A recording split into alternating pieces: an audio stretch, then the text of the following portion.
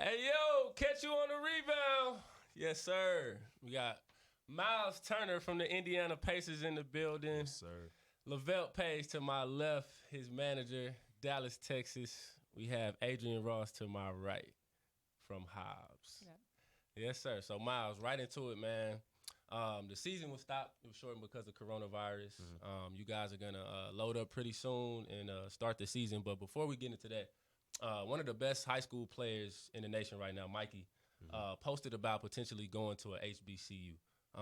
What does that mean for high profile players to start going to HBCUs? Well, personally, I think it means we're taking our power back. Obviously in NCAA, everybody knows how corrupt it is and how they profit off of young black athletes just every year in every sport. And once you start seeing the top guys make a huge decision like that or a huge move like that, and kind of like I alluded to before, we take our power back. So I'm all about supporting black-owned businesses, right? Obviously, HBCUs aren't necessarily black-owned, but once you kind of start, having those top guys go to those HBCUs, it brings more attention back to those schools. Therefore, it brings more funding back to the schools. Right. Then maybe the education system's better at that school. And as it comes up, it's a very long, drawn-out process. Okay. But everybody has to fall in line. It can't just be one or two top players. It has to be, a couple classes that, 10 to 15 of the top players start going to HBCUs. Okay. Then all of a sudden, those HBCUs are national TV as opposed to local TVs, or you got to subscribe to this channel to watch these athletes perform. And I personally love the void of it. I mean, personally, I hope that something like that would happen. But like I said, the strength is in numbers. There, it can't just be one or two of the top athletes that do it. It has to be a whole. Pack of them that doesn't. Okay, true. So you did 1 year of college and then you decided to go pro. Right now, players are having this dilemma about whether it's better to go to college or go to Europe. What's your stance on that? Me personally, I was one of the Brandon Jennings obviously was the first one to really do it. Go overseas, and then then he kind of had his come up after that. But there was talks about me and Moutier and Terrence Ferguson, a couple of these guys of us going overseas right away. And to me personally, I just everybody, when I was coming out of high school, I was number 2 player in the nation. So everybody put this, put this agenda on me. Oh, he's a one and done. But I don't really function that way. I've never really thought I was going to be like that one and done. Obviously, I believe in myself. I bet on myself. But I had the plan that I was going to get my degree, So I wanted to go to a prestigious university, which is University of Texas at Austin, obviously, and be close enough to where my parents can see me play. And then as the year progressed, more and more talks of, hey, you're rising up the draft boards. Hey, I think it'd be a good decision for you to go. That's when I started. But before I went there, I wasn't thinking about, the NBA and all that kind of stuff. It was kind of in the back of my mind. Right. So if I, from an early age, was like, okay, I know I'm going to the NBA, I'm league bound, I might have actually made that overseas jump. It took me a while for myself to develop. Right. Definitely. And obviously, Vel, I think that you're first generation to go to college and graduate. Obviously Ronald graduated, but you guys have graduated from prestigious colleges and now you're kind of on the corporate side of things. What is that like for you guys? You do philanthropy. Obviously, you manage Myles and you've managed athletes for a while. Myles is in the game on the court. Obviously, he deals with a lot of stuff on the court. But you guys are obviously you his eyes and ears in so many different places. What is it like for you, kind of like having to see everything that's gonna come for him beforehand and kind of like be on your P's and Q's? Well, it's just being proactive, but not. You can't be too proactive in this industry. You have to always check in. You got to check in with him. You got to make sure he's included. Right. You got to make sure the agency is included. Different businesses that sponsor him. So for me, it's just connecting all those dots, making sure everybody's on the same page. Right. And the family, obviously, also because, they play an intricate part of his decision making. So, it's really, to me, it's second nature for me because I just had that instinct it's in my DNA to just kind of make sure everybody's together. Yeah. You definitely did, man. And you definitely was an integral part of like SMU's success. Obviously, they would give it to you could give it to the coaches and players, but like you were definitely the glue to a lot of the success and we had at the time that I was there. Adrianne, you went to the tournament for 4 years straight, NCAA tournament. Shout out to TCU. Shout out to TCU. We got a Longhorn in here. We got SMU I meant to talk to the Mustang over there, SMU. what's we're up with rivals. SMU? We're rivals, but I mean, right now there's no such thing. We're all together, Right. And it's like, so I wanted to go back. I thought it was a great question when you had asked, if about the HBCUs. Of course, we want to get away. It's uncomfortable, but we need to work together. We didn't, like you say, like knowledge is power. I love that. Knowledge is power and stuff, but it's like if you wouldn't known what you know now, you would still go to these schools, but it's like that means it's evolving. At least the generation behind us. I'm 10 years after you, so I don't regret my decision at TCU. I really, really love it. There, and with all this hate going on in the world, I know that that was them, not me. So I know that I was supposed to be there. However, if I knew what I knew now, I would have been at Langston University with my sister. We don't know what we know now, so I respect the decision. So it's like helpful for me to hear y'all say that, Right. That's where my head was at. I think for me, one thing my mother told me was, when I was going through my recruiting process, it was really between, Kansas, Texas, and Oklahoma State. Those like the final three. Mm-hmm. And my mom said, Myles, listen, you can do it whatever the hell you want to do. This is your decision. This is your career. Good for her. But one thing I will tell you is that if you go to UT, the connections you make outside of basketball and how many Longhorns are around the world, that's something you can't get at any other school. And that's something I couldn't see back then. But now, you'd be amazed. Like, we went to Australia, some went to China for the FIBA stuff. How many just, burnt orange shirts you see, or people throwing up the hook 'em horns. Awesome. Like, it's just a worldwide connection. And, you don't think about stuff like that when you're 17, 18 years old. You think about, I want to, I'm trying to win the NCAA tournament, and I want to, I'm going to get to the NBA. No, you don't. You got to always think about, what if anything could happen, man? You blow your knee out, ACL, anything. Like, you got to think beyond the sport of basketball. And that's one thing my mother always taught me to do. My father as well, but more so my mother.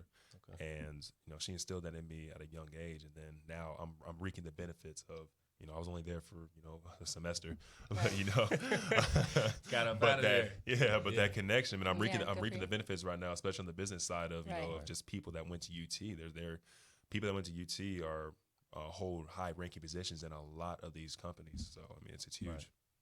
I dig that, man. So let's do we're gonna do a little bit of this or that, and then we're gonna get into a little bit of the social issues that's going on right now.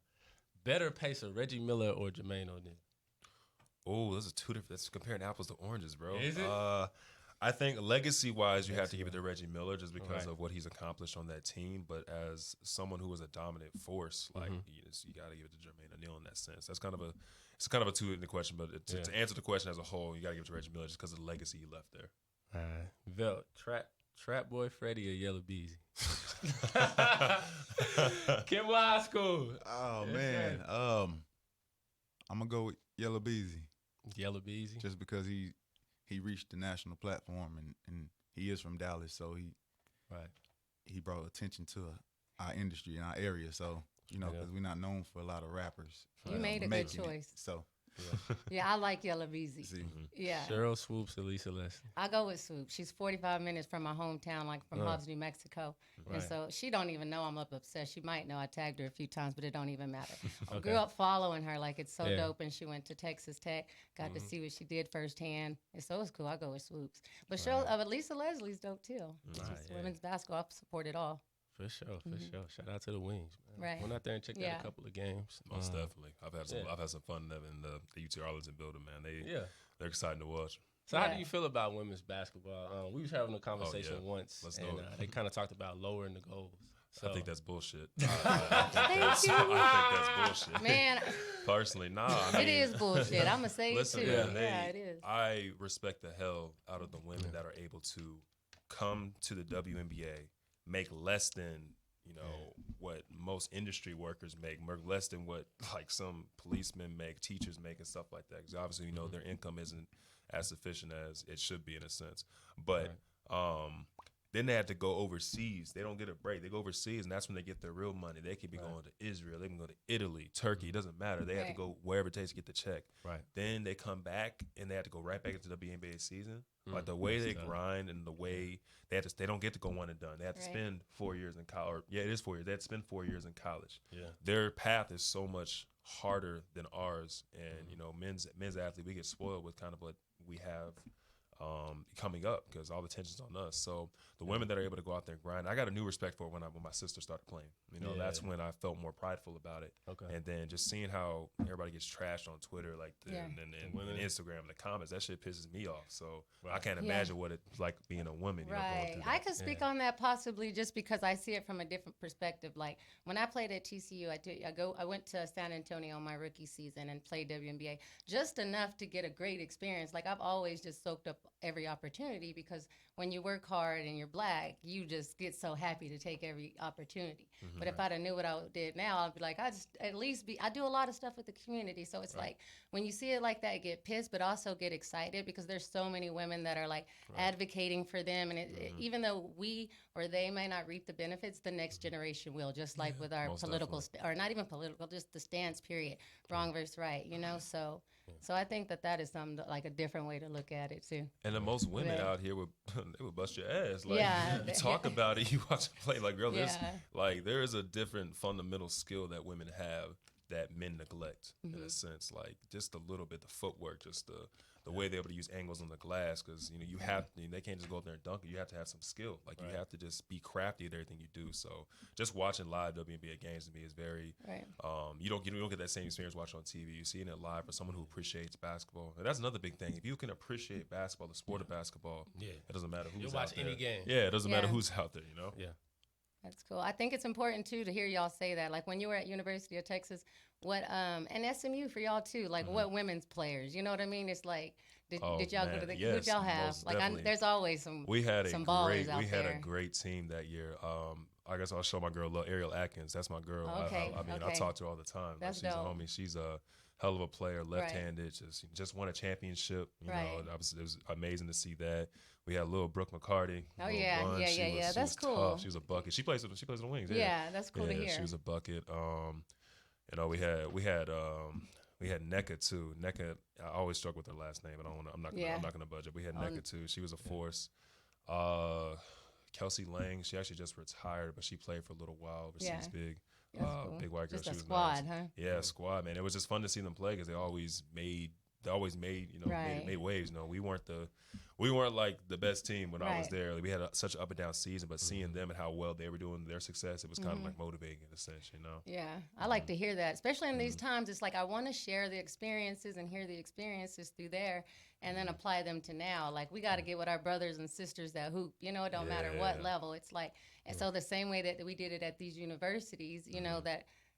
You know, and now we have to do it like, you know, off the street. And that's cool. I know you're doing this because I can hear the way you speak about it. So it's cool to hear. We had Breeze Taylor too. She was a dog. She didn't go to the league, but she was just a dog. Pick you up full court, and I enjoyed watching her play as well. Her energy was infectious. You know. That's dope. I love to hear that. And then on the conversation of women, like obviously, you lost your mother, you have a sister, you now have a daughter. I have a niece. From what I've been seeing, like women have excelled in certain situations. They're able to be in higher positions. As far as coaching, as far as front office, how do you feel like bringing your daughter into this world, knowing she's a woman? It changes you as a man. You can't be as aggressive, you know, but you still have to be firm with her. But just thinking of how far she would be able to go as a woman. Well, I mean, I've always had the mindset of a woman can do anything. Just because my household was my mom and my sister, and I was the baby, so it was always. Women can do anything, you know. Right. Me and my sister would race in the street, and she would beat me in races. Like at the young ages, she would beat me in races. So I'm like, gosh, I got to come with it. But when I got older, I was able to, you know, push past. But I've always felt like a woman could do anything, and that same thing gonna apply to my daughter. She's gonna come in knowing she can do anything I can do. I mean, more than likely, you know, even now she can't talk or walk, you know. So, but I know she's picking up on things we do in front of her. So I'm always, you know, doing something. Yeah. It might not make sense to, you know, Ashley, my girl, but it's strategic. You know, I know she's picking up on it. I know she is. Right, she is. And obviously, you have Zoe. You have little Zoe, and she's amazing at her age already. You know, she already has that glow. Yeah, that's my little niece. She's like 8 years old, and she just went to YouTube. Learned to do a backflip, then did 8 in a row, then did 10. Like then she dances, then she plays basketball, And Right. she just does all these things, and like I was like, okay, this kid is special. Mhm. And not all kids have something different special about them, you know. So it's like you got to protect them from a lot of the things we see. Like you said, it is since she is watching, you know. So it's good that you have like that consciousness to like know, like I got to protect my baby girl because those women need protection, you know. That's true. I mean, So it's Myles, great. you played at the highest level, and now your sister is going on her journey. Mm-hmm. So what is that like? So my sister, she, it's funny, man, because, you know, when I left for college, my sister was still going through her phase of like, I want to play sports, but I don't really want to play sports. Like I'm doing it, but Okay. like she didn't want to play basketball because she didn't want to have the pressure of going to my high school, coming behind me, and Okay. you know having Big to live on shoes that to fill. legacy. Big shoes to fill. Yeah. Yeah. She liked volleyball. She loved it. She was playing it for a second, but then she just never really like loved it, you know. Okay. And she wanted to pursue a whole bunch of different things. She wanted to go into modeling. She wanted to do photography. She wanted to do makeup. That's like, girl, you are 6'2". Like, Go be a beast down there. please. Yeah. And she's left-handed. She's long. She had incredible timing when it came to blocking shots and everything. Right. Like it was just That's like cool. literally, I enjoyed watching her play. But you know, at the same time, if she didn't love it, you know, she'd be wasting her time. So we always pushed her to pursue her own dreams and to do whatever she wanted to do. And she's very good at it. She's very. It's funny watching her because she's very similar to me, bro. She's so competitive. Like it's crazy. Like at anything. What's the age gap again? She's 17. Okay, and cool. I'm 24. Yeah. So you know, she's gonna be 18 this year, man. Okay, cool. She's an adult, and it's Oh, just that's crazy cool. to think about, you know. Yeah. But no, it's just I see little things, little intangibles in her that I see in myself, and it's incredible to watch. Like this whole time I've been home, you know, I have not stopped working out. If it's I do something little every day. Yeah. She's right behind me. I finish my workout. You know, I come in and get some lunch. I'll go open the garage. She's right in there doing her workout, and she's done it every single You day hear that, kids? consistently. Right on. Yeah, Right that's on. Every hear single that? day, and it's not like Yeah, she's that's you know love. I'm doing it because you know I gotta stay in shape. She's just doing it just to stay in shape, and she sees you know, and that's one thing you were saying about your daughter as well. They watch everything you do. And my little sister watches everything I do, so I had to be an example for her. You know, I had to be an example for her, especially being a black man in this community. You know, she just sees the stuff that you know that I do, and you know she does have those shoes to fill in a sense. So nah, man, I got a lot of love for my little sister, man. We're very close. You know, we do a lot of things together, and then she's just her own person now. That's you know, cool. she doesn't have to have the pressure of you know trying to be this athlete. She can create her own path. I'm getting even like I followed my brother like Yeah. to here, like you know everywhere. Anything he did, I did, except for go to Texas Tech. But it's like he played That's basketball. I played in high school. We were 2 years apart. He got a state championship. We never had one in history in Hobbs, you know. So, but he would put his on the counter like at home and show his 3 every day. So I was like, let me see him. He's like, get your own. So older brothers push the envelope. So I'm Always like push, now I'm driven to beat my older brother, and I don't even feel like getting these rings, but I got one. But I did. But you know what I mean? I'm just so focused on my brother. Right. So it's good that you're leading her in the right direction, Have to. like my brother did. Definitely, man. And obviously, you mentioned just being a black man. You're black. We're all black in here. We're not necessarily putting any other colors down, but it's definitely difficult right now for everyone. Everyone in America. There's not really just one person that's really being affected. But as far as being on black, to go to Velt, how do you feel right now about some of the social injustices that are going on? To be honest, you know, I wake up angry. You know, to be honest, I mean, first thing you do is grab your phone in the morning, and you know, you kind of want to just throw away, get off social media, but at the same time, you got to be informed. So, in the process, you run across some things that might anger you, no matter if it's something that was brought back up from 2-3 years ago. You see it and you hear about it at these times, and you kind of like, you know, it kind of weighs on you because every day I walk out that door, it's kind of like, and it's been that way since I was young because of the neighborhood we grew up in and the school district I went to. It's always, you know, just making it back home. Yeah. And now it's just kind of magnified. It's out there for people to actually see. So, but everything that the world is seeing, in a sense, I've always had that mindset, like looking in your rearview when you pass a cop, just to make sure he's not coming. Right. Like Right. keep your hands out your pocket Yeah. in the store. Like my mom used to teach me, always take your receipt to make sure, because you just don't know. So it's little things like that that was always on my mind. Like, and now it's kind of like, well, you know, it was happening, but now it's like they don't really care about it. So it's like Yeah. it kind of it just makes you angry. So, but I It try to listen does. to the gospel and slow music to Yeah. Kind of like mellow you out. yeah mellow me out. yourself But out. I gotta stay calm. I gotta stay cool. But Yeah, definitely. Myles, like obviously being at the highest level, I'm sure you face a lot of different things that the everyday person wouldn't even believe. You know, I'm sure everyone thinks that you have it made, but they just wouldn't understand the stuff that I'm sure you guys deal with on a daily. What are some things that just irk you? Man, well, just have first of all, just being at this level, doing at the pace I've done. I'm in my 5th year right now, and it's just a lot of pressure on your shoulders. It's not even about basketball; it's just life. Having this platform, having to be an example for an entire community, having to be an example for an entire state. Having to put on for my family. A lot of stuff like that you just don't even think about. It just becomes second nature. Right. But as far as stuff that irks me is like, man, let me think. If okay, yeah. So we'll get into the topic of fans. All right.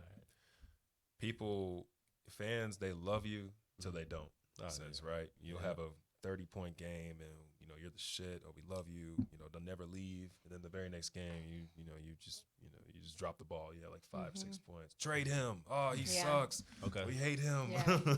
And that's just kind of what comes with it's just nature of the business, and you got to come with that. But I wasn't really equipped to handle that when I first got into the league. You know, I'd always came from a strong support system in my hometown.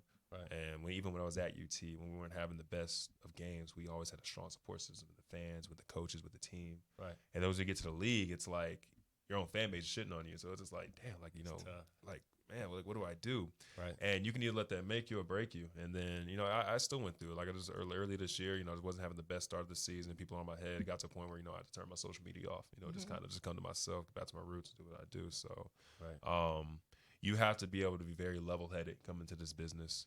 It's not just about the millions of dollars you make and the houses, the party, everything. There's so much more to it than that. And your profession, your job is to literally win games. And at the end of the day, and we don't accept nothing less. Right. Definitely. I love to hear that. Like I'm listening to both of you talk about your daughter, and then I hear you say like I don't like when the police are like we're not supposed to have that anxiety and trauma. Like that's not supposed to be here, but that's ancestral. We've been fighting this for a long time. So I think like that's why it's so important now to not operate in fear, just love, because then you don't like, it's like, I love y'all. That's y'all with hate, because then when you act like that and she is watching you, or your niece or your little sis or whatever, but y'all are close in gap, so I guess it's important for me to say, but they see you loving, they see you reacting. Now we're changing hearts. Now we're loving, because we're lovely people. And it is when you're a professional out there, there's so many fun things to do. You're supposed to live your life, but I hear you talking, that's good soul, man. Like, it's cool. So you're doing the right thing. Yeah, like I said, you got to remain level-headed in this as well. And that's I like the point you brought up. People also think that just because I'm a professional athlete, I'm immune to everything that's going on in the world right now. So you got money, so you're good and you're safe. Right. It couldn't be further from the truth. Right.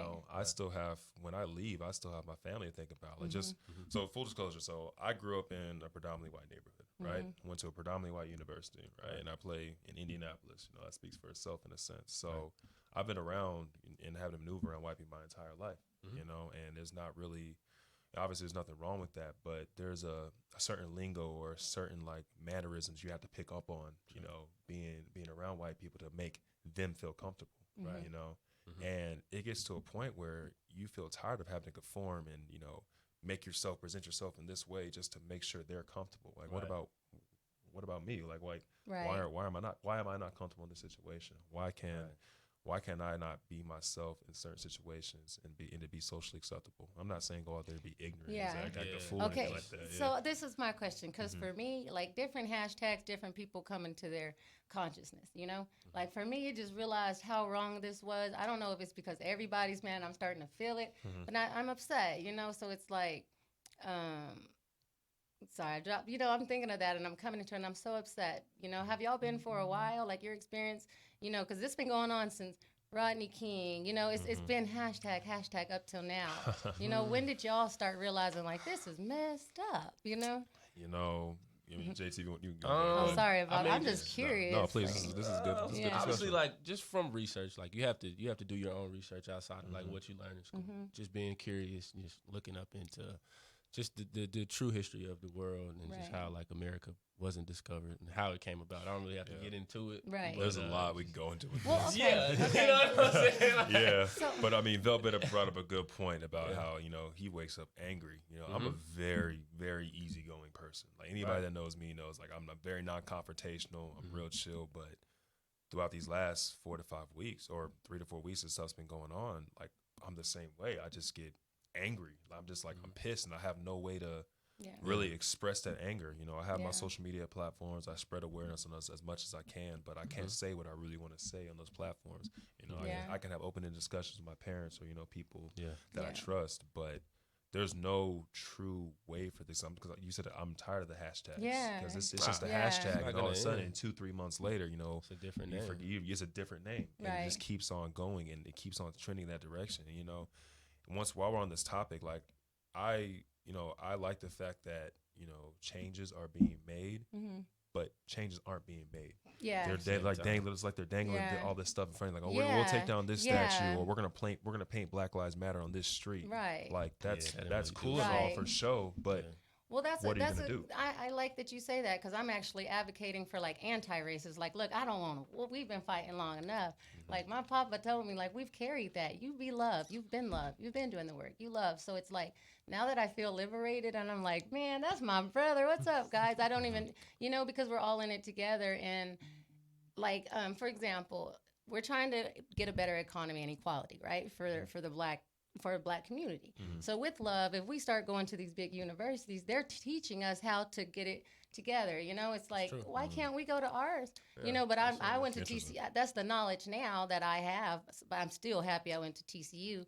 They actually, I'm in the Hall of Fame there. They put me on the TCU board, one of the boards. Why? I don't know, but they chose the right person There you go. because I'm here for the change, honestly, not to be tokenized, and they know that. And I feel that they know Tokenized that, is a good word, So yeah. so that's my energy right now. I'm like, okay, I get it. Interesting. Let's keep going with love because this is how I got here. So it's just like a couple more people. Do y'all agree with that? You feel Most it? definitely. I like the term you used right there. Yeah. You said, being tokenized. Yeah. I'm not just gonna be on this board because it looks good. I'm Right. on this board because I'm really here to make a change. Right. Right. And then JT brought up a great point about educating yourself. Mm-hmm. You have to kind of break this mold of the systematic education you get. They're not going to teach you what really needs to be taught. They're not going to teach you what really happened to us in Right. the past. And it's Yeah. going to continue. That trend's going to continue to happen. So you have to arm yourself with knowledge. Like I said, I'm wearing the shirt, man. Yeah. Knowledge is power. No, it's powerful. Right. Yeah. Man, can we keep going with that? Yeah. what's up? Okay, Yeah, so so- I was so- like, just like, this is so Come much on. fun. But like when I was in high school, I was president of the Black History Club, right? So why am I so shocked? I'll tell you why, because there wasn't shit in those books. So when we talk about the system, it's not like this against that. It's just when we go to school, we deserve to know our history. I should know more than Harriet Tubman didn't take no stuff. Wasn't scared of nothing either. She didn't come to this world to be no slave. I get an A and sit down. You're a fine student, girl. Like, Right, no, I need right. to know. Like, I'm going to put this energy into everything. Let's just create. I got another you know? question for you. Why is our history an elective, but white history is like you have to know this. You have to take this to Yeah. pass this class. But if you want to learn about African American studies, you want to learn about this, that. It's an Right. elective. I love that. So I'm going to let anti-racists that have the ability to make changes answer that. That's a great question, because those are the things we need to be answering. Like, yes, we love you posting for support on the behalf of our universities. We love it. Like, and now let's keep going because it's bigger than all of us, and it's about these generations. So we're asking the right questions. We just need answers from others. We need help, like not help, but just like y'all got that power. We have 97, like it's the percentages is to white and black. It's just unfair. So it's like, okay, we can't come here and it's a civil war. Like they do that. You know what I mean? Like, so we have to just answer these questions and go forward with that. And then we get answers. But that, maybe that's something with me working with TCU now, like with them, and they can Advocate ask for me that, because yeah. they really are good people there, like that I'm around. I mean, I have trust issues, but they understand that I do, the people that I talk to. So I'm like, that's so cool. Like, what can we do to change and stuff? And then if it's nothing, then I'm be like, okay. But I feel like it starts earlier than that. Once you get Yeah. to the collegiate level, obviously you're smart enough and you've been, you've been driven up to get to this level, but Okay. what about the people that are never going to be able to see the inside of university? You know, Yeah, more than likely, You're more than right. more than You're likely, right. they look like us. You know, Yeah. we don't have the tools and the resources to get to that level. Right. So that's with as far as the system's concerned, that education has to start at an earlier phase. You know what? That's all right. That's why you amplify all black voices, because we've all played basketball. We went to these universities, this and that. Take away anything we ever did and keep in mind we're just all black and we want equal opportunities. Okay? Equal So that's, opportunity, so that's all it is. You know, it's like we have a lot in common. So it's like if you have a small platform, great, say what you got to say, but we got to keep saying and amplify black voices. You have a huge platform, and this, that, and the other. It's a blessing. You've done great work. Like I hear you talk about, like your mom saying all these things. I'm like, that's what I'm going to celebrate. I ain't read nothing. Like, that's what I'm going to celebrate because you're black. We have so many black stories, so. True. Yeah, it's cool. I'm proud of y'all, man. Respect. It's not easy. Like, you're working, you get your podcast, this, that, and the other. I guarantee you, I don't know, but maybe if you weren't black, like you would have, let me do that for you, man. Like, you're bringing cool people in. We need you to come and create and do this kind of stuff. Then you'll be able to relax. Then you could be like, we could say this, but we know that we can't. So yeah, you got to get it out the mud, man. Yeah, Like, but that's cool. I enjoy this journey, man. Like, I got here, this beautiful conversation going on with all of these intellectuals. Let's keep the ball moving, man. Obviously, we talked about injustices, but the show is obviously about mental health. So I'm gonna walk y'all through this story. Like 2012, October 29th, phone call from my dad. He just wanted to talk. We hadn't really been on the best of terms beforehand. He wanted to talk. He called me. I told him I would call him back, and he passed the day after that. Oh. So shout out to my boy Keith Garnett. My trainer at the time on the team was like, I think you should start seeing a therapist. Just talk to somebody, let it out. And I wasn't the biggest fan of it, but I tried it for whatever reason. And I liked it. And I went to SMU, and they had therapists there. They had individual and group therapy. And it helped me. And it helped me understand that, like, I had so much inside of myself that I needed to, like, relieve and, like, free myself of. I needed to forgive myself for what I felt about him, and then forgive him for whatever I was feeling. Everybody deals with mental health. Everybody really doesn't talk about it on the front street, but, like, I do. I'm a mental health advocate, and I'm always going to, like, push it. That's what, like, fuels me. That's what I'm passionate about.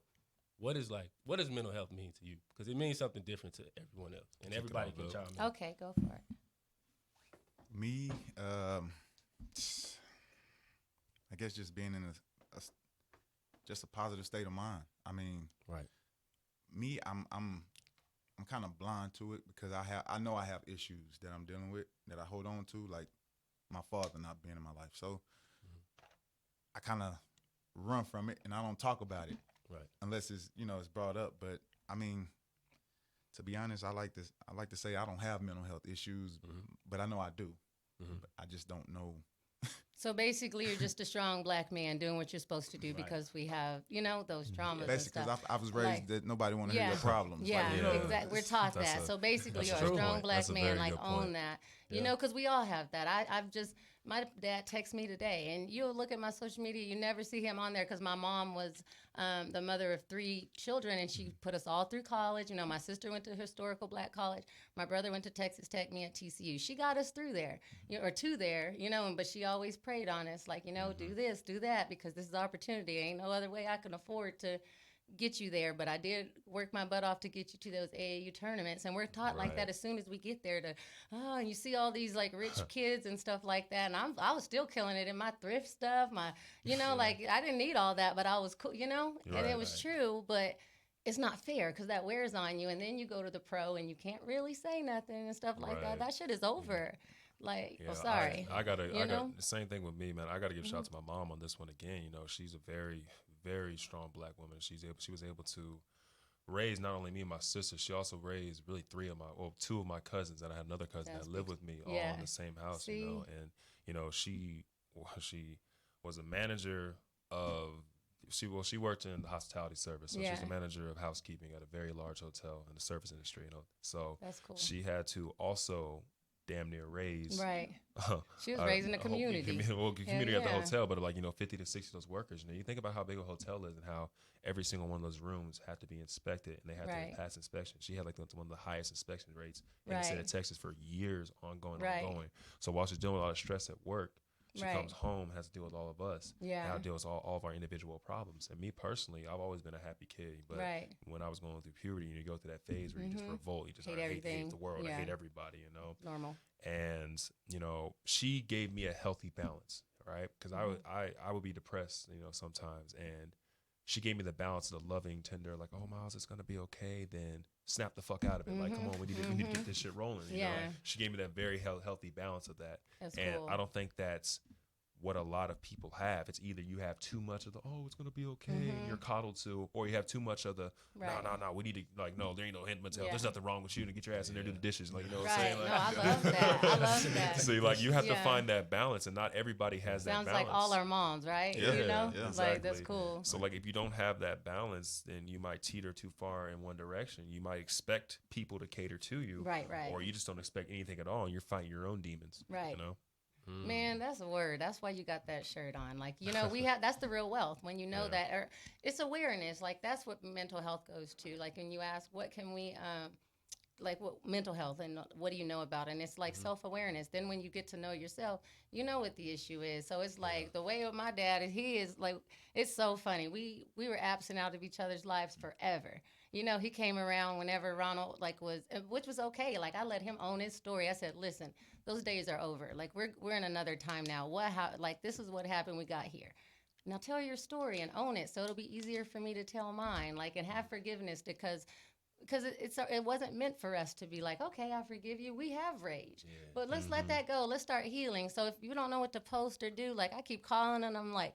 Sometimes I'm like, man, I see why my mom loves you. And then I'd be like, man, I see why she got rid of your ass. Like, but you're still my dad. And That's a still mother love. always That's knows, healing. yo. That is crazy. Like, I'm joking, but Yeah, but a mother always knows, man. I remember growing Yeah. up, I had some friends around. She was like, Myles, you need to stop hanging out with him. Like, Yeah. that's not gonna be the Yeah, one. they I'm like, know. And I'm like, Yeah. oh no, that's my Yeah. dude. What are you talking about? Yeah. And then lo and behold, 3 or 4 years later, Yeah. it's this guy that fucks you over. This guy Right. is just not someone you want in your circle. And I was like, Right. damn, my mom called that shit 10 years ago. Like, Yeah. Yeah, they're you know, smart. stuff like that. You're right. 'Cause That's I cool to remember I hear. got out middle school. That was my first time I actually like, dang, mom was right. Right. About who you hanging out with. Because Yeah. like I say, we went to, we at this time we lived in a rough neighborhood, and we obviously went to school in a rough neighborhood. So, I had after school we would go to the house, play games, eat snacks. For mom get home. I guess one day, a couple of my so-called friends unlock the door. We didn't check. We didn't check it on a daily. The next day, come home from school, whole house got broken too. So it's like, everything is just trash. So that hurt me. That I let my mom down. It was Yeah. the family. Yeah, So yeah. and it was so close to Christmas. So you just kind of like, dang, I just messed up for my sister also. So it's Yeah. like, it was tough, but I think man, I like to hear y'all say that, and it helps me know that I'm healing because I'm wearing this shirt because I lost my mom last year, right? And I wouldn't do any interviews because I wasn't ready, and I was like, I don't want to break down, But now that I've kind of let that go, and I hear y'all talk about it, that's how I know I'm healing because I'm able to listen and be like, That's big time. it's like you were wrong, but mamas know we always gonna do something wrong. We're human, And so it's like, as soon as you own that and be like, my bad, man, like I was so wrong, like, because that's what we need that's what we need the races to do, like, be like, okay, we know y'all was wrong, like, now let's heal and go forward. Like, we're mad, don't get it twisted, but that's why we need you to help. That's why we need you to give us grace. That's why we need you to. I don't know. I don't know what we need y'all to do. Y'all know what y'all need to do. Y'all are the ones that have the advantage. So it's like, come to us, yes, but also go to them too, man. Y'all got to be the mediators. Yeah. Like, I think racism is hilarious. yeah, it's an awkward word. Racism. Stupid. Yeah, but I mean, I had to explain to a couple of my teammates one time, man, like there's a difference between racism and prejudice. Right. You know what I'm saying? Like, if you want to really get technical, black people technically can't be racist, right? Right. So you have the oppressed, right, which is us, and you have the oppressor. Racism is a belief that just because of the pigment of my skin, I feel like I'm better than you, I'm more superior than you. And obviously, in America, there's more them than more of us. So they're the oppressors, we're the oppressed.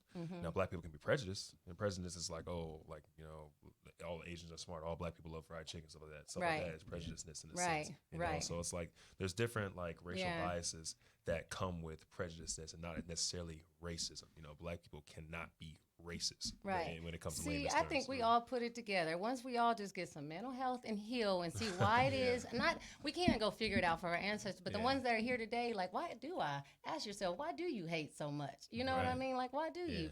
Get to it, and then you heal, and it's going to be easier to just hear us. You're tight right now because it's true, but keep pushing. You know, keep pushing. I was talking to my dad about it the other day, and he was talking about as far as racism goes. He said, listen, man, my generation, you know, our generation people, you know, we fucked it up. You know, you can't change, you know, a fucking 50, 60-year-old person's way of thinking in a sense. You know, maybe some might be here. Here and there, you know, a couple might change, but for the most part, you're not going to change your way of thinking. But for my generation before me, the generation after me that's coming up, those are the ones, people's minds you have to shift. Racism is a taught behavior. It's a learned behavior. Right. If you nip that in the bud now, when you're in your adolescence and you're coming up, and then you start showing more peace and more love, as you were saying.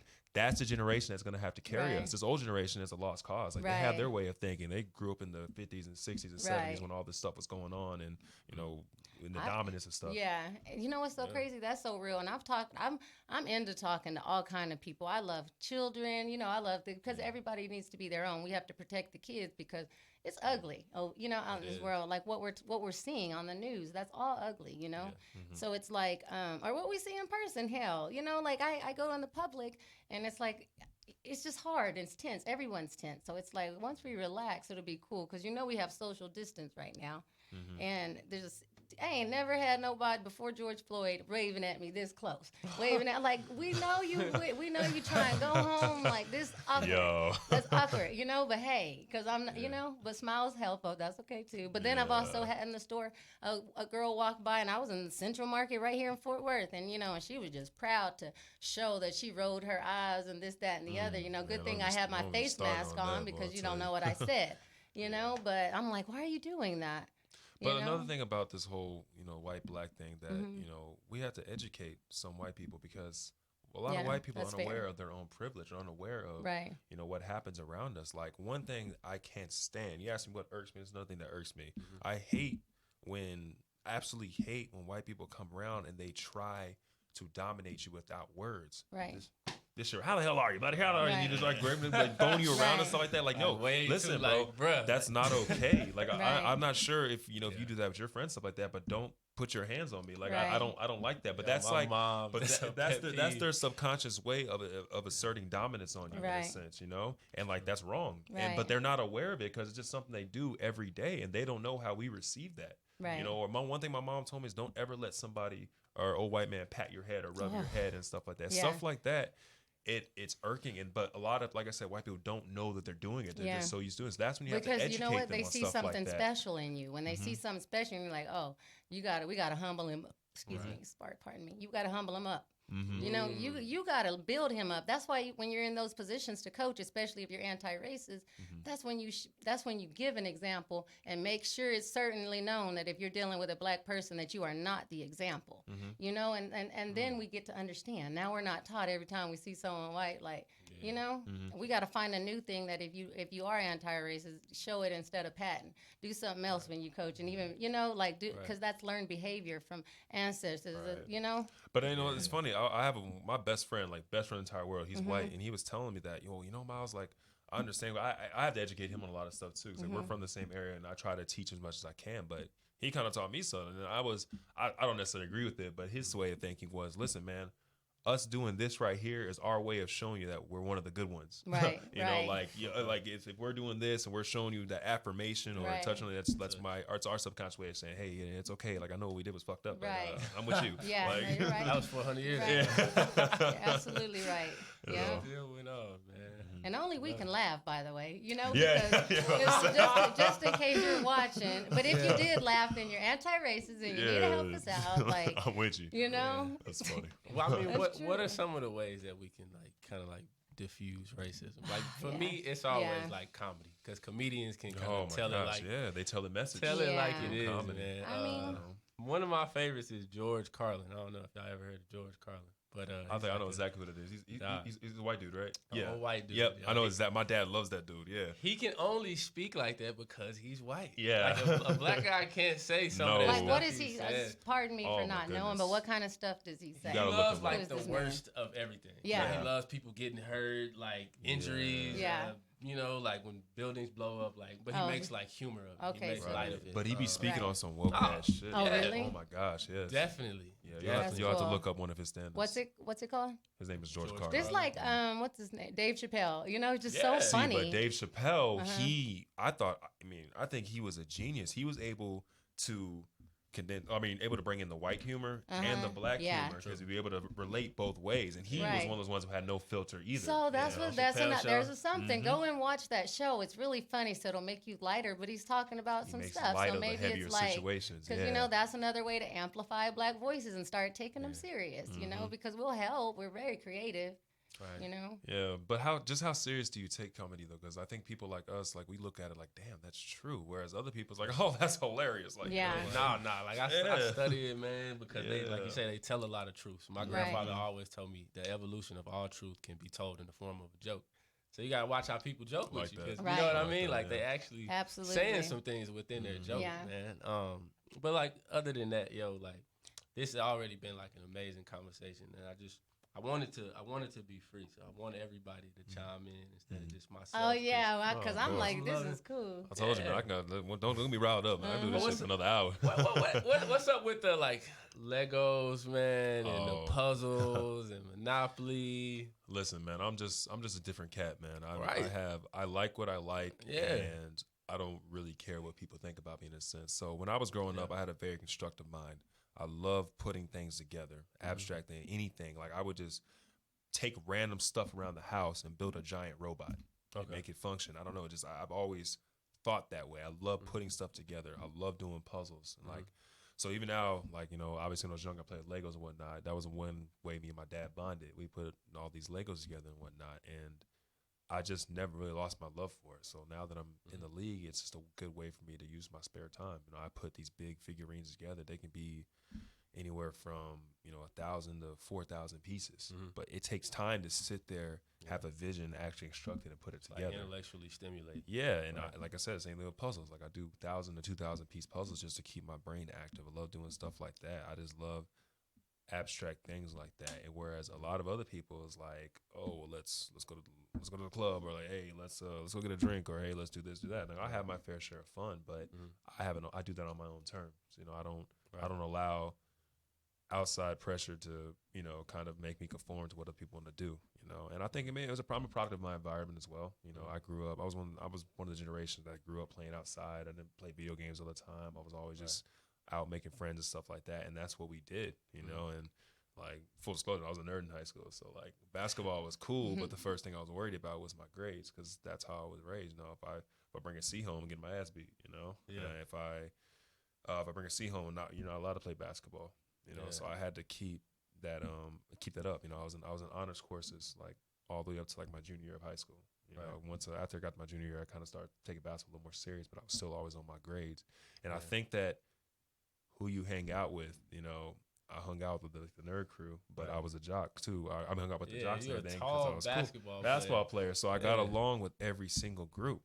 Like it could be the theater kids, it could be the class clowns, anybody. I got along with every group, and that's how I've always moved. And even nowadays, I feel like I'm able to kind of just open, put my foot through certain doors, because I'm able to kind of conversate and get along with certain people who like certain things. So yeah, man, I'm an athlete, but I also enjoy the other things outside of being an athlete. Yeah, and that was one of the things that I saw that I admired in you, man. Like, you are very diverse, even when it comes to like music, music genres. You introduced me to Fleetwood Mac. Fleetwood Mac, yeah, that's my grandmother, man. My mother, they loved it. Okay.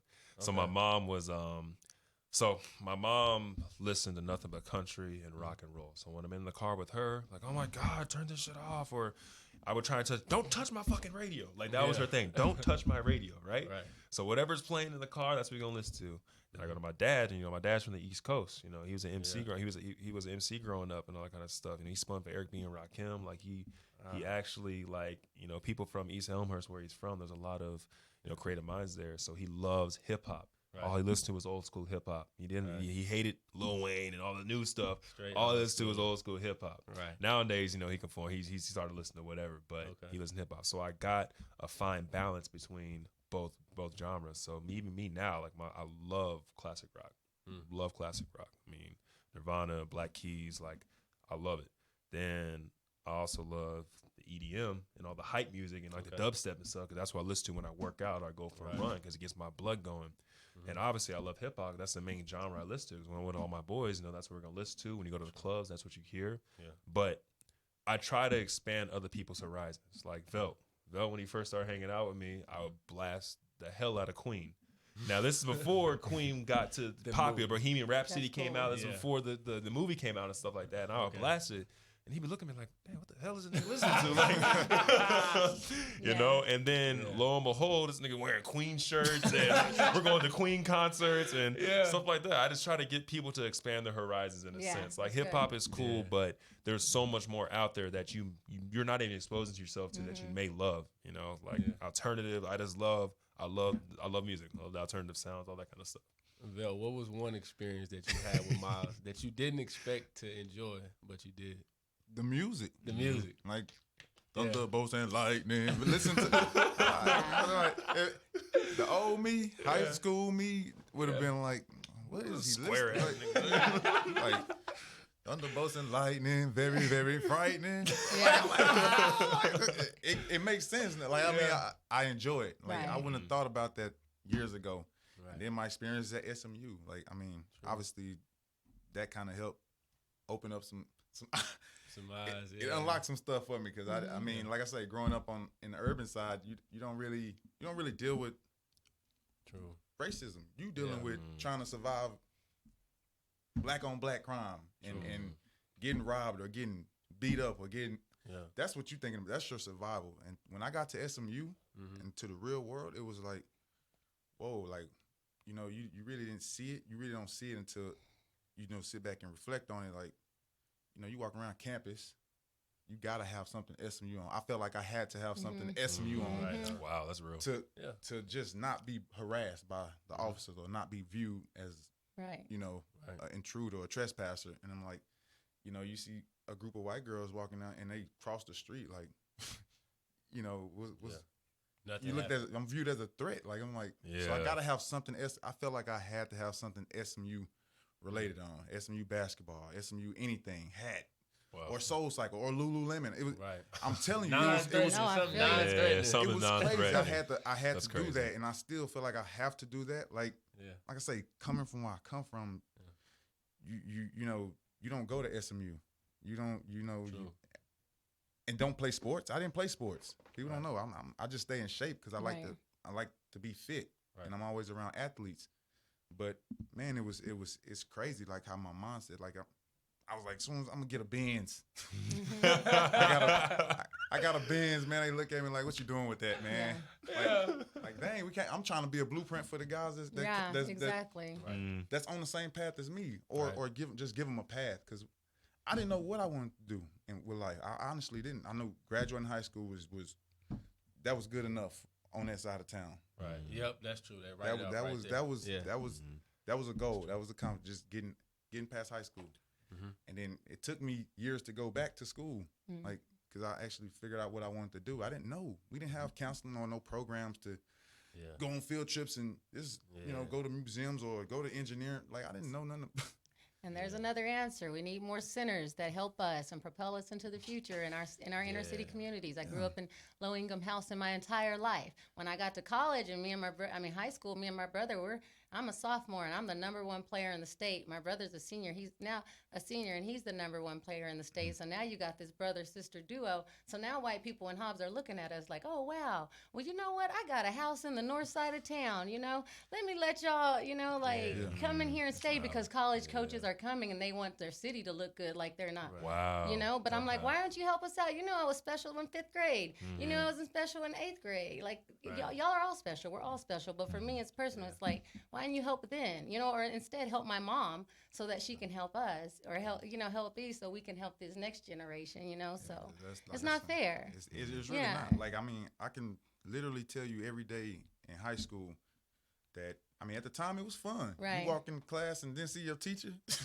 Yeah. Hey, they giving Yeah. us Hell little yeah. printed handouts, and we like, oh, we'll do it. Yeah.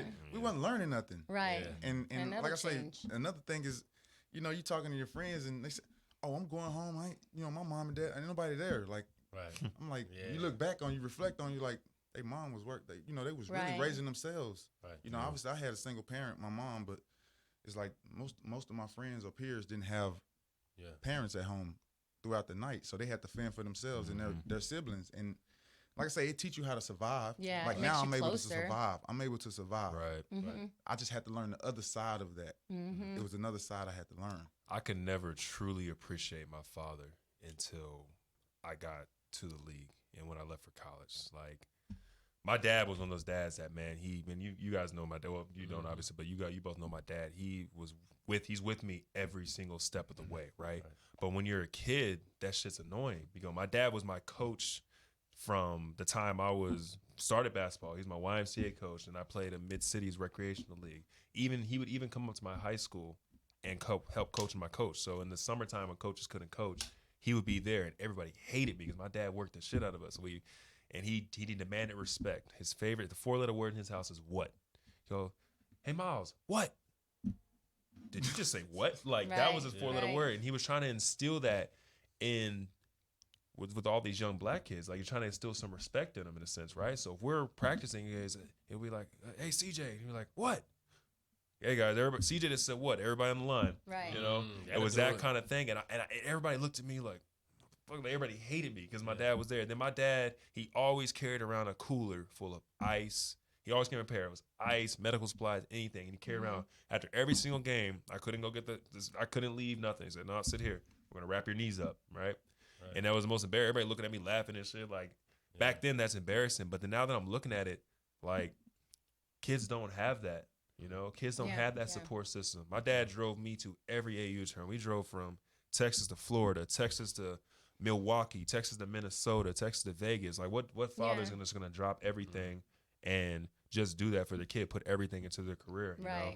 And that's one thing that I feel like it has to be instilled in our community as well. Like, we have to have more. If it's not a father, you have to have more leaders, or someone who's willing to do that for you. And having the support system of both my parents obviously got me to where I was, but seeing some of my friends struggle with not having that, and now they have no guidance today. Like, it's just messed up to see in a sense. That's why I respect the hell out of Belt. You know, he's able to make it, you know, throughout the odds. I think it's so cool because we could just at this moment take it in and be like, we should be proud of ourselves, because I talked to my papa and the things that he was saying, he was like, you know what I like about you? When I talk to you, man, you talk about thriving. The only thing I got to think about was surviving. So the fact that you could have this podcast and amplify our voices and put it on the internet, like, we're starting to connect the dots. It's ugly, but it's also, it's like we could be building down or breaking down, but we possibly could be building up too. So why not go with that option? Because I'm sick of the hate, so I'm gonna go the love route. You know, like, I mean, you know what I mean? Nah, I get it. I mean, like I say, I mean, I'm 31. Right. Never had that father figure, you know. So I'm always grasping for it. Like, I'm always looking for it in a sense. Like, my first friend was Sean Williams. Okay. So his father, him going to that household, seeing his father, how he operated, I was always enamored with it because they had a full family. It's what you see on Fresh Prince, Family Matters. Those we didn't have those complete households. So saw that, you know, I grasped him. So he's like a father to me. Right. Then, you know, I transitioned to Myles. You know, his dad give me advice even to this day. So it's always like I'm always looking for that. Like, I never had that that male, like, my uncles were there. They were there, but they were my uncles. Right. It's like I was always looking for that father love. Cool. Like, and people don't get it because I don't talk about it because it's but you know what? You're brave to talk about it because it's like, here I'm someone trying to heal. So my mom passed, you know, so I get to hear you have a strong mom, this, that, and the other. A lot of our Black stories are different and special like that. He lost his dad. Now he gets to hear that you have, you know, like, you have these memories, and I get to tell you, hey, I like, look at my Instagram, but you'll see him now, and it's like, I get you, and you are all, and thank you for the gifts that you gave me. You were so creative. You were so this. Like, I don't want to hate anymore. Like, what happened though? What was you doing? And he tells me, and I'm like, man, that's cool. What about this? Well, I was doing, and that's how it starts. So this is already like a huge start. We could kind of, like if you think about it, and it's so many Black stories like this, and it's like, okay, guys, now that we're listening, we got to keep talking because I'm not happy with just the trend. Like, people are literally waiting to post again. They're like, when are they going to be quiet? Never until never. I know they're saying, never, but it's like, I mean, not quiet, but when are you going to stop advocating for love? That's what I'm doing. So it's like, never. I want to love. No, that's a great point. Love brought us in. So just to take it back to the core for once, I just want to know this: when you got to the league, who was the one player that just gave you fits? Give me fits. I think it was my first year. Yeah, my first year, went to the playoffs, and I had to guard Jonas Valanciunas, and he was someone that you don't really hear that name. It's like, it's I've heard of him before, like one of those kind of things. That's how it was for me, And those are the players that you never really, those are the players that, you're playing 2K. It's like, oh, what the hell? Like, this guy sucks. Unexpected. But but no, I had to guard him in a 7-game series, and he was just physically a lot stronger than me, bigger than me, skilled. Right. And there really wasn't much I could do with him. I held my own. I played as best as I could, but that was the one person who just really irked me, and I just couldn't really put the pieces together in a sense. So yeah, I'd probably say him. And like it's always those, those role players that the guy on the end of the bench that you never heard of that will come out there and really humble you. That's tough. Where's the toughest place you played, and where's your favorite place to play? The toughest place I play, honestly, it's between Toronto and probably Milwaukee. Like Milwaukee, they're especially with their new arena now. They're playing better. Like it's a very electric environment in there. My favorite place to play, I love going to the Garden, New York, because my dad, he's from there and he always goes to that game, and it's kind of cool just to for him, like living vicariously through me in a sense. And then come back to the crib, man. I love playing the American Airlines Center. This is what I grew up watching on TV. So I'd probably say those two are my favorite. For sure. Adrianne, you've been all over the world. What was your favorite place? Shoot, man, right here, right now, because I'm like, okay, y'all, we're about to start possibly the NBA back. I don't know what's going on. There's so much to grapple with. I don't know, but maybe that's something we can start seeing, like to show those, again, they've been showing at the games, but keep showing those love, those relationships, so I like that. Man, I like Spain too. Spain was cool. Spain sounds dope. Yeah. Felt, man, you've been everywhere. Triple D. Was there one spot that you, whether it was in the States or out of the country, that just kind of like took you to a different place that you got to visit? Australia. That was dope. Australia. Loved Australia. Cool. Okay. Australia. I mean, I never imagined going to Australia. Like you hear about it being like a long flight or this or that, but just getting over there, and I didn't expect it to be that. I thought it was going to be just grass and fields and kangaroos. That's all. Awesome. That's all TV really show you about Australia. So it's like the outback. Yeah. So just to get over there and see, like, this is crazy. It was a really good experience. How long did y'all went together? Yeah. Oh, we went cool. this summer. I was playing USA basketball, and he traveled with me. Man, that's big time. That's big time. Just being able to get out. And see How are the people? Yeah, it's huge. It's cool. What was that like representing the country? Man, it was a very different experience for me because at the time, like, that team right there, nobody had any expectations for us. Everybody was like, oh, they're about to go over there and get their ass whooped, or, oh, this is the USA junior varsity team, So, like, it was awesome being able to wear 3 letters across my chest and go overseas, because I've played USA basketball before, but it was actually in the States. But to actually play USA basketball overseas and, you're putting on for an entire country, like, that was a dope experience for me, just to know that I had that behind me, And it was weird because normally when you go to China, like we went to China, you're very well received by all those guys over there because they love basketball. That's where our huge market is over in China, because all those people. Yeah. But Trump had just did something with the tariffs. I believe he raised the tariff prices. Okay. So the Chinese people weren't really messing with the Americans right there because they were pissed off. Right. So when we were running on the court, boo, boo, they were booing us. And when a team started to beat us, they start cheering for the other team. It was like the craziest thing because like the people who worked there at the Olympics or the Olympics, they said, man, this is the first time we've ever seen anything like this. Usually, Chinese people love the Americans, but because of what was going on politically, and they just weren't messing with us. So it was just it was a weird experience, but it was an experience that I'll always take with me, just being able to be a part of it, because it was just awesome. That's Right. cool. Just moving forward, like obviously right now we're all at a certain age in our life. You're further than us, right? But we're all still transcending and ascending. After basketball, what is Myles Turner doing? And the same question for you, Vel. That's a great question.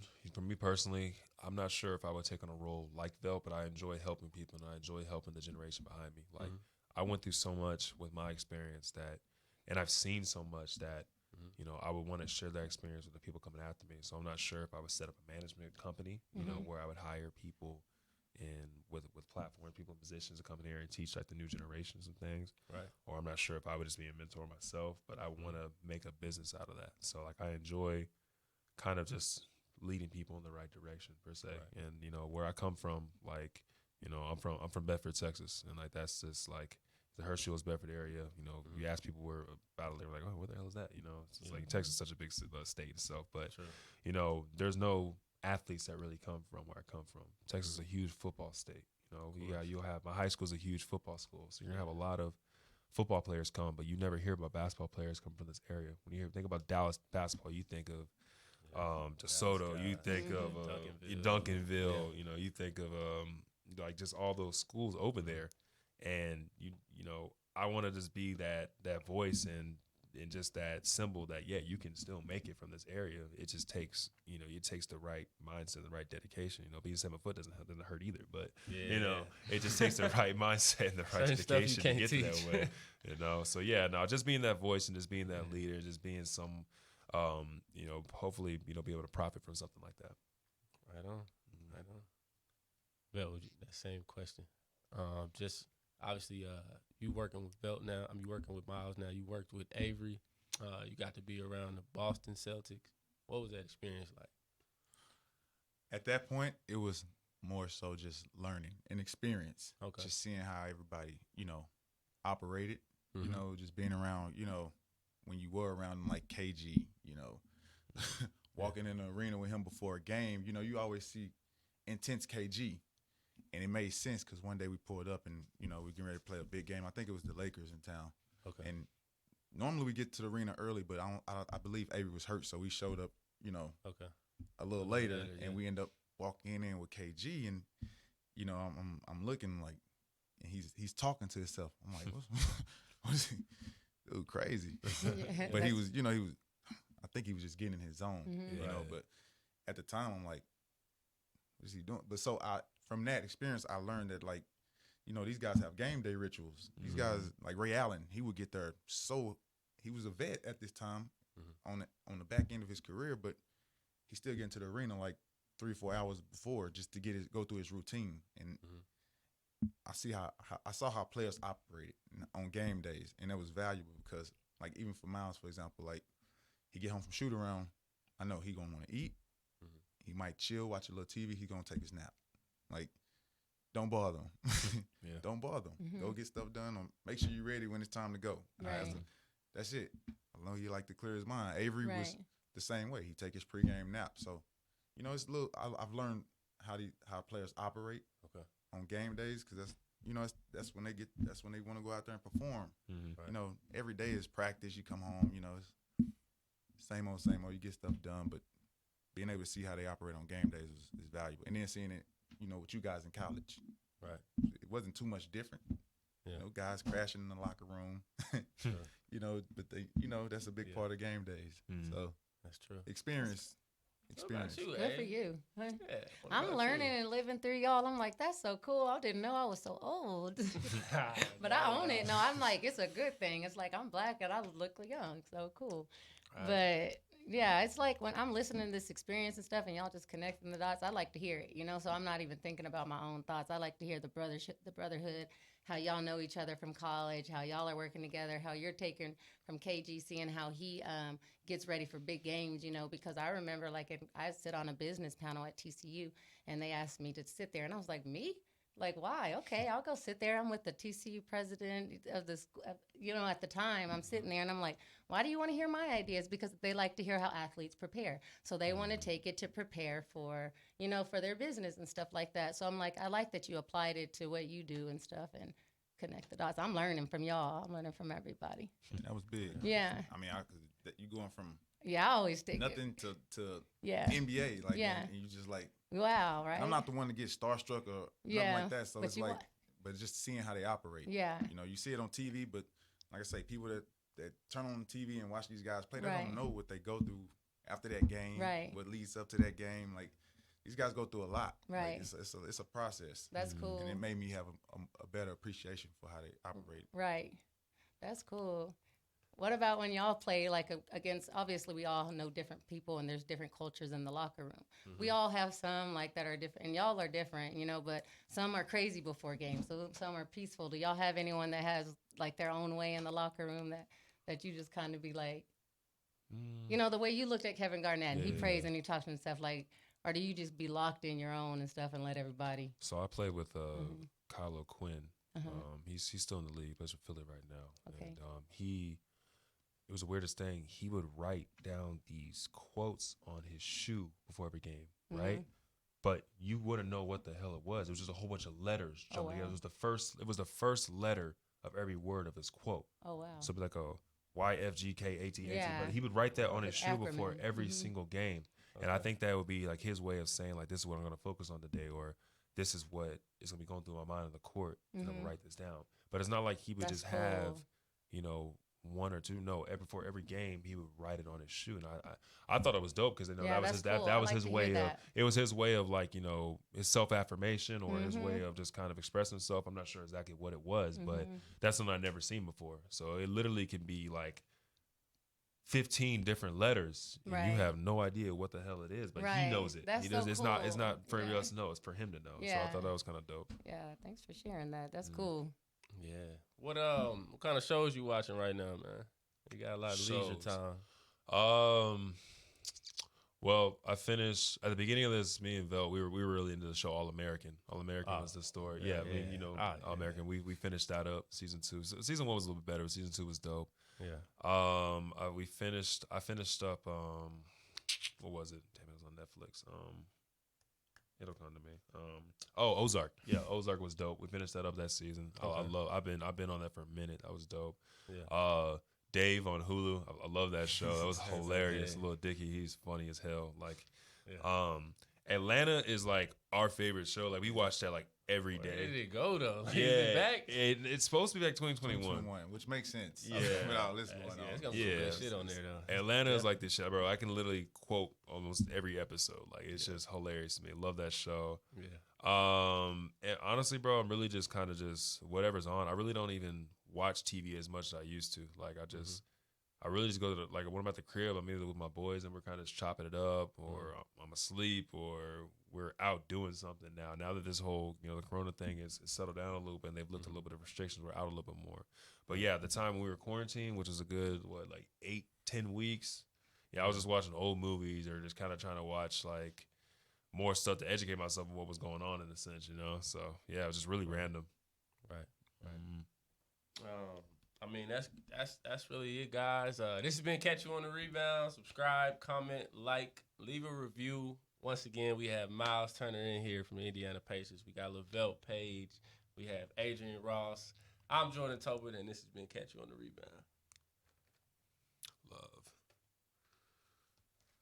Bro, that didn't even feel like an hour, bro. That was